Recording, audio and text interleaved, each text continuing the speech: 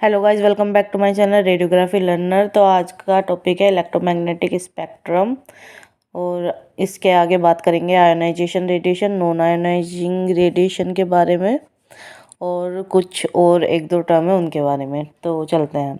Electromagnetic spectrum जो होता है उसमें कौन कौन सी वेव इंक्लूड है? Radio wave, microwave, infrared, visible light, UV rays, X ray, gamma और cosmic ray. All travel at the velocity c. ये जितनी भी वेव हैं ये सारी वैक्यूम में ट्रैवल करती है, मीडियम की ज़रूरत नहीं होती इनको। आयोनाइजिंग रेडिएशन और नॉन आयोनाइजिंग रेडिएशन क्या होती है? जो हमारी आयोनाइजिंग रेडिएशन होती है वो हमारी बॉडी के लिए हार्मफुल होती है और नॉन आयोनाइजिंग रेडिएशन बॉडी के लिए हार्मफुल नहीं होती। ये मेन पॉइंट है इसका। Ionizing is the process remove of electron from the neutral item. ये मैंने पहले भी बता चुकी हूँ कि क्या होता है। The radiation which does not ionize in the medium by remove of electron is called ionizing radiation. जो रेडिएशन आयोनाइजिंग हो जाए मीडियम में, मतलब आइटम को आयोनाइज कर दे, उसको ही बोलेंगे आयोनाइजिंग रेडिएशन। इसमें क्या होता है, इस रेडिएशन के पास सफिशेंट एनर्जी होती है जिससे कि वो इलेक्ट्रॉन को एटम से रिमूव कर सकती है, तो इसलिए इसको बोलेंगे आयोनाइजिंग। कौन कौन सी रेडिएशन होती है? UV rays, X ray, gamma rays. ठीक है।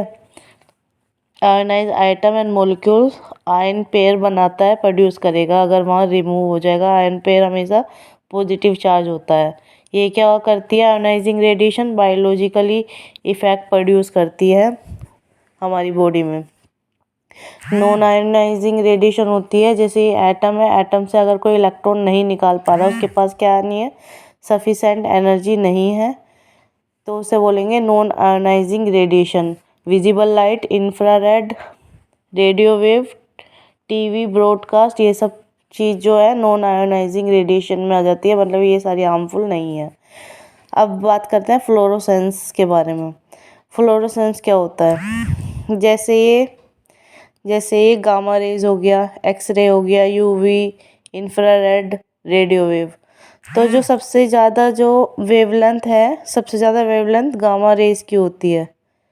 सबसे ज़्यादा वेवलेंथ गामा रेज की होगी तो एनर्जी भी गामा रेज में सबसे ज़्यादा होगी। ठीक है। दूसरा है, जैसे आप देख पा रहे होंगे कि यहाँ पे जो वेवलेंथ है नैनोमीटर में होती है और किसकी वेवलेंथ कितनी है। ठीक है, आगे चलते हैं। जैसे यहाँ पे कुछ वर्ड दिए हैं, ल्यूमिनेसेंस, फ्लोरोसेंस और फॉस्फोरोसेंस। इनमें बच्चे कंफ्यूज रहते हैं कि इनका मतलब क्या है। पहले बात करती हूँ मैं ल्यूमिनेसेंस की। ल्यूमिनेसेंस क्या होता है? जो इलेक्ट्रोमैग्नेटिक रेडिएशन होती है, अगर वो किसी भी फॉस्फोरस पे पड़ेगी, किसी भी फॉस्फोरस मटेरियल पे पड़ेगी तो वो विजिबल होगी। और जैसे ultraviolet light emit from the phosphorus, जैसे यूवी रेडिएशन होती है वो फॉस्फोरस से एमिट होती है, उसको क्या बोलेंगे? ल्यूमिनेसेंस। मतलब जो रेडिएशन किसी सबस्टांस पे पड़ के विजिबल हो उसे बोलेंगे ल्यूमिनेसेंस। सबस्टांस यहाँ फॉस्फोरस ही है।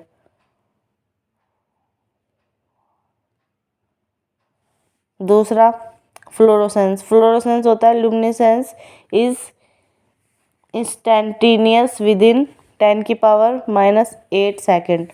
अगर इस टाइम तक वही जो विजिबल लाइट है वो चमकती हुई नज़र आ रही है हमें, तो उसे बोलेंगे फ्लोरोसेंस। अगर वही इमिशन ऑफ लाइट जो फॉस्फोरस से हो रहा था वो 10⁻⁻8 सेकेंड से ज़्यादा हो गया, मतलब लेट हो गया इससे, तो उसे बोलेंगे फॉस्फोरोसेंस। ठीक है। अब जैसे फ्लोरोसेंट फॉस्फोरस सर्च एज, जैसे गामा कैमरा है, गामा कैमरा में क्या होता है? थैलम एक्टिवेट सोडियम आयोडेट नाम का एक केमिकल प्रोड्यूस होता है। ठीक है। जैसे इंटेंसिफाई की स्क्रीन में टेरिबियम एक्टिवेट गैडोलिनियम ऑक्सोसल्फाइड यूज़ होता है। इमेज इंटेंसिफायर में sodium activate caesium iodide use होता है। ये सारे डायग्नोस्टिक रेडियोलॉजी में काम आते हैं जितने भी हैं। ठीक है, आगे चलते हैं। जैसे यहाँ पे रेडियो वेव है, तो रेडियो वेव की वेवलेंथ क्या है, ये देख सकते हो आप। माइक्रोवेव की ये, इंफ्रारेड की ये सारी वेवलेंथ है इनकी। आगे बात करते हैं कि इन्वर्स स्क्वायर लॉ होता क्या है। जो हमारा इन्वर्स स्क्वायर लॉ है वो हम यूज़ क्यों करते हैं, हम इसलिए यूज़ करते हैं कि पेशेंट को हम कम से कम डोज यूज़ कर सकें, मतलब वो पेशेंट को कम से कम डोज दे सकें। तो वहाँ पे यही लॉ यूज़ होता है, इन्वर्स स्क्वायर लॉ। ये लॉ कहता है कि जो कोई पॉइंट सोर्स है, और यहाँ हमारा मान लो पेशेंट खड़ा है, तो जो पॉइंट सोर्स है उसमें क्या होता है, पॉइंट सोर्स से रेडिएशन जो निकल रही है वो बिल्कुल स्ट्रेट लाइन में निकलनी चाहिए और एमिट होनी चाहिए इक्वल ऑल डायरेक्शन में। मतलब ये ना हो कहीं से ज़्यादा निकल रही है कहीं से कम, ठीक है। और जो ये है पॉइंट ऑफ सोर्स हमेशा मेजरमेंट में होना चाहिए कि इतने ही मेजर से हमारी रेडिएशन आ रही है।